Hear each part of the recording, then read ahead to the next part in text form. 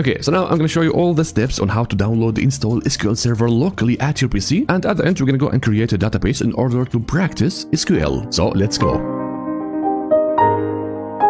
Alright, now the first step, we have to go and download SQL Server locally at our PC. Of course, if you want to use SQL, you need a database system. It is like a brain or engine in order to store your data and then use SQL to work with your data. So now, let's do it. Of course, you can find all the links in the course materials, or you can go and Google the downloads. So what we're going to do, we're going to go and say download SQL Server, and then we're going to go and open Microsoft Pages. So now I am at this page where I can see all the different downloads for the SQL Server. Now I'm going to say the first two if you are working at company and you need the professional server. So the first one, if your company working on-prem, so that means they have their own hardwares, then we use usually this version of SQL on the on-premises. Or if your company already working on the cloud, on the Azure, so they're going to install this version of SQL Server. And then we have the SQL Server for developers where you have all the features. So you have the standard and the enterprise edition. But the last one is what we want, the SQL Server Express. Of course, it is totally for free. It is light edition and it has all the things that we need. So now let's go and download it and then start the exe. By the way, just a quick note, SQL Server is only available for Windows, so if you are using Mac,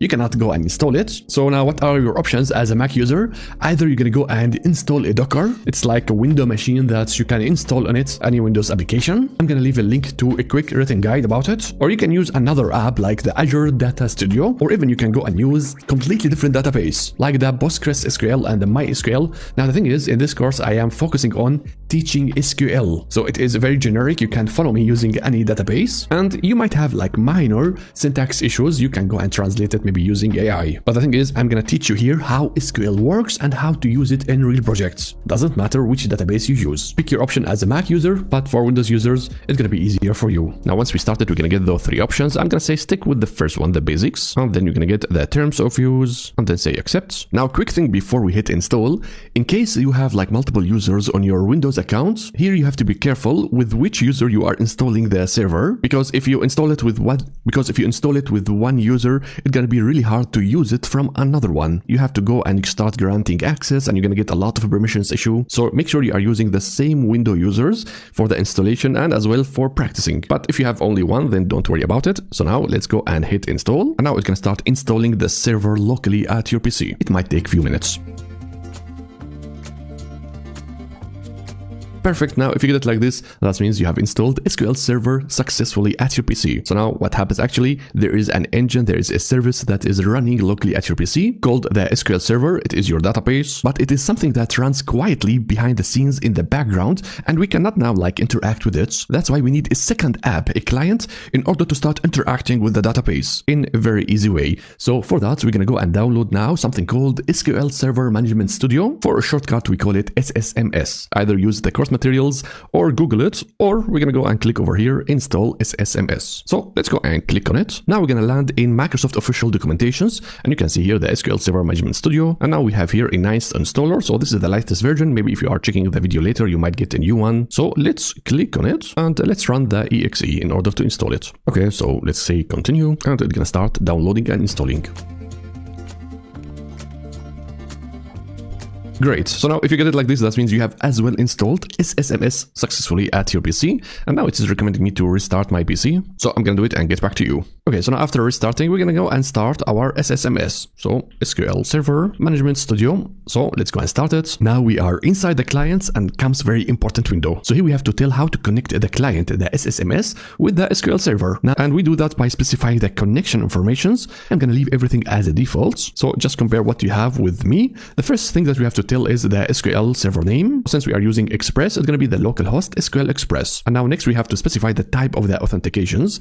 If you go to the drop down, you can see we have different types. As a default, it's going to be the Windows authentication. So the client going to use the Windows credentials in order to log into the database. Now we have other options that we usually use in the projects like the SQL Server, the Microsoft accounts. But now for practicing, we're going to stick with the Windows authentication. Now next we have the username and password, but they are grayed out because it is using the Windows credential. And that's why it was very important to use the same user for the installation and for using the clients. If you are using different users, you might get errors until you grant it an access. But if you are like me, you have only one user, then it's going to be fine. Then we have the database name and the encryptions. We're going to leave them as it is. And now comes something very important. Make sure that trust server certificate is checked, like me here. If it is not checked, then you're going to get connection issue.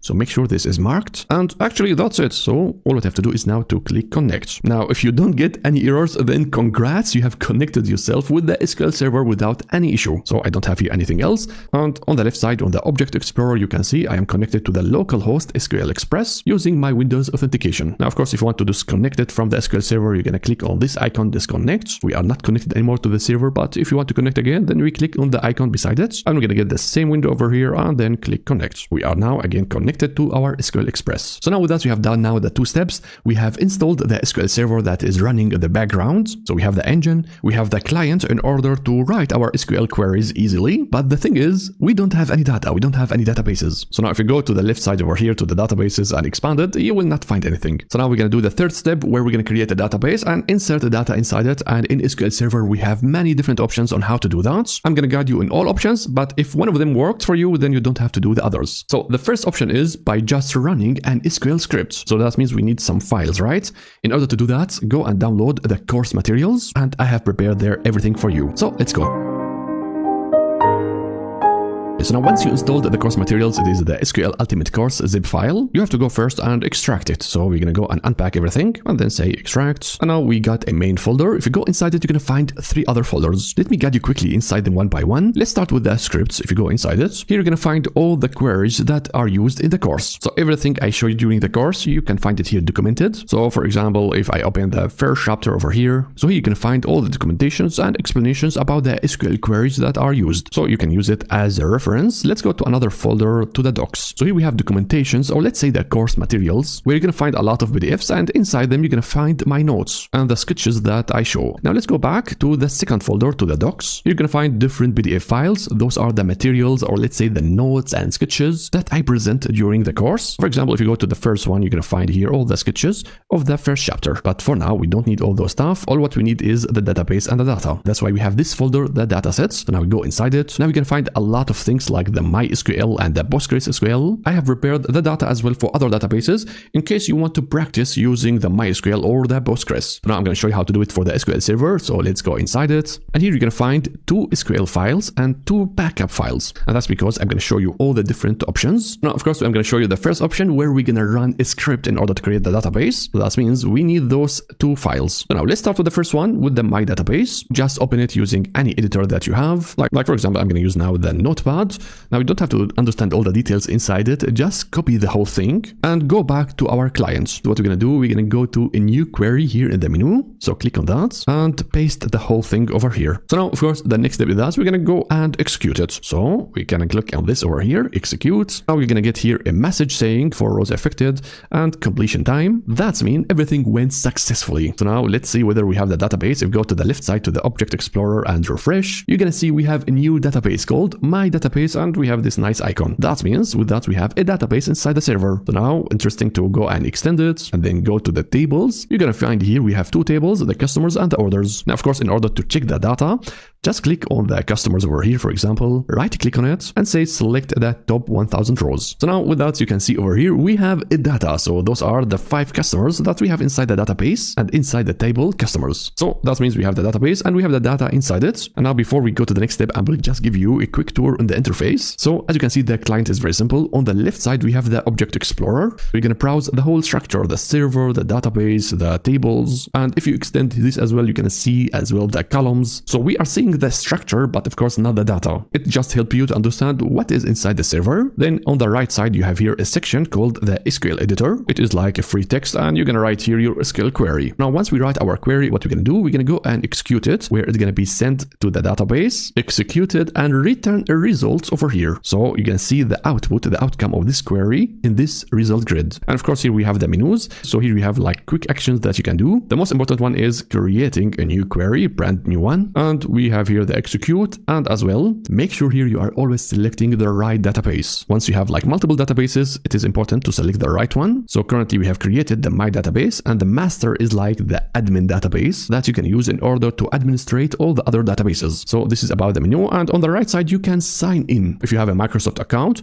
or you can connect yourself to your repository in the GitHub. If you want to sync all your queries and scripts that you are working on with your repository, you can do that by connecting it to GitHub. But for now, we will not do this. So this is the interface. It is very simple. So now we have created the first database, my database, where we can use it for the basic level of the SQL. But I want you as well now to install the second one for the next levels in SQL so that we have everything. So again, we have to do the same steps. We can go back to the course materials, and here we have the init SQL Server Sales DB. Let's go and open it again using any editor. So we don't have to understand everything, just copy the whole thing and then go back to the client, and let's go and say new query and paste the whole thing. Now, before we execute this, I want you to switch this from my database back to the master, just in order to not get any issues. Now, all what you have to do is to just click execute. Now you can see in the messages, there are like 5 tables created and the data inserted inside it, and everything is completed successfully. Now, in order to browse it, I don't see it yet, so I'm going to click on the server, right click on it, and then say refresh. So let's go back again to the databases, and with that, I can see it. So sales DB. So if you see it like this, congrats, you have created the second one, but let's go inside it and see the tables. Now you can see here we have like 5 tables, customers, employees, orders, and stuff like that. So now if you see it like this, then congrats, you have created your second database. Now let's go inside it and browse the tables. Now you can see we have here like 5 tables. Again, we have the customers, employees, orders, and stuff. Now let's go and browse, for example, the orders. So right click on it and say select top 1000 rows. Now look at this. We are able as well to see the data in the result grid. All those stuff are data about the orders. So now, my friends, I can say we have created the 2 databases. We have the data inside it. And if you are following me and everything was successfully, then I can say everything is prepared for you to practice SQL. We have the SQL Server up and running. We have the client in order to interact with the data and the database. And as well, we have the 2 databases that we're going to use in order to practice SQL. So everything is ready and we can go to the next step. But now let's say that you struggled with creating the database and inserting the data by running the script for some reason. I'm going to show you now other options on how to create databases. But again, if everything successfully,